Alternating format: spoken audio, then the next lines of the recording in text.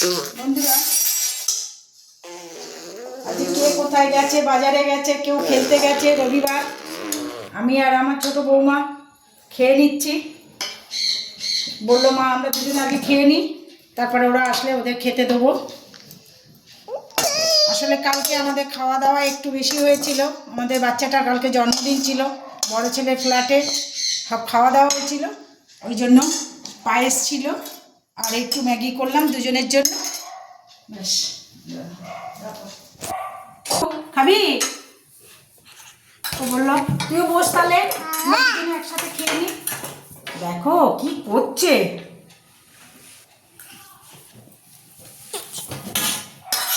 ওদেরকে রেখে যেতে বসলাম।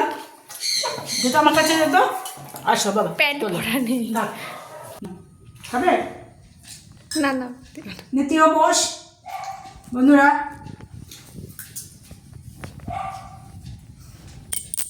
কিছু করার নেই, আবার এটা তাড়াতাড়ি খেয়ে আবার রান্নাঘরে ঢুকবো। ওরে বাবা, ওরে বাবা, হ্যাঁ ওরে বাবা।